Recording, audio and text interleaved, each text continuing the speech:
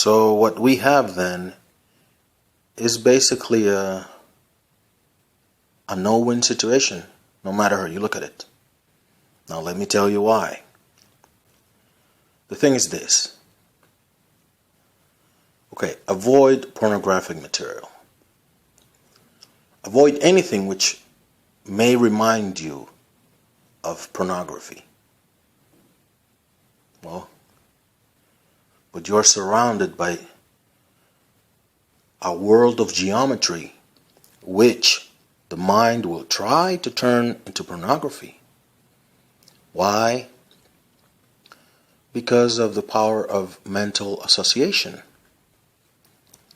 And also because that which we are calling let's say the pornography monster, whatever it is, that urge, will try to do everything that it can to help you, help in quotation marks, to help you inside your mind to arouse that itch, to bring it forth, so that then you need to scratch it. So from my point of view, it's very easy for a doctor in all his beautiful display to say to the patient, okay, so you need to avoid all the triggers.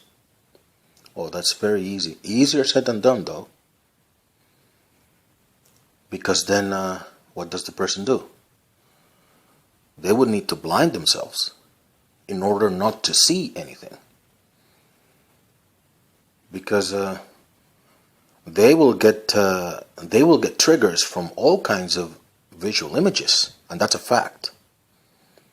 If you're afflicted, you know what I'm talking about. So what do they do then? Close their ears to not hear anything? How would that work?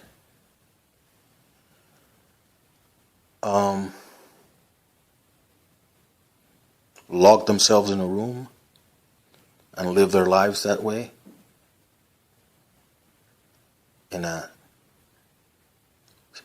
antiseptic sanitary environment?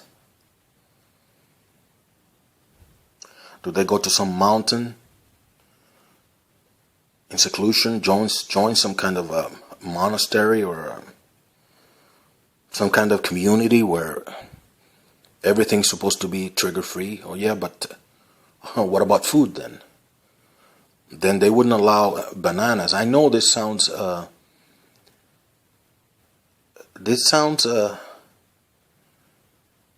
comically, tragically ridiculous, but it is the truth. They wouldn't have any apples, any oranges. Or, they may allow them, but they have to chop them into pieces before they put them in front of the patient. In other words, no matter what the person does, no matter where the person goes to, they are exposed to triggers. Would they go into some kind of self-induced coma not to think of triggers or see triggers? Would they use drugs and then get into a deeper type of problem?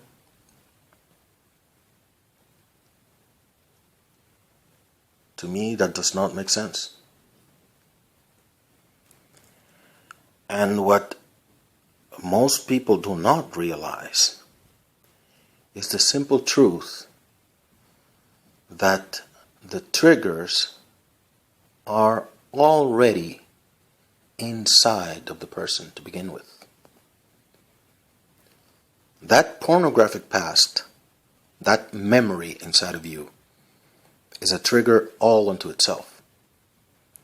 Because if you manage to shut your eyes not to see, and shut your ears not to hear, and put yourself in seclusion, then you are left alone with yourself in silence.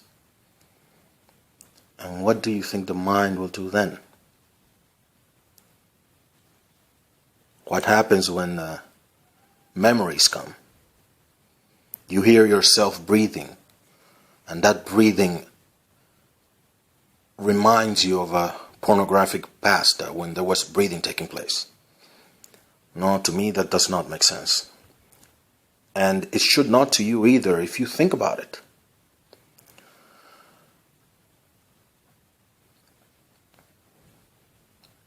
There's a lot that could be said about this. Ultimately, you are facing yourself.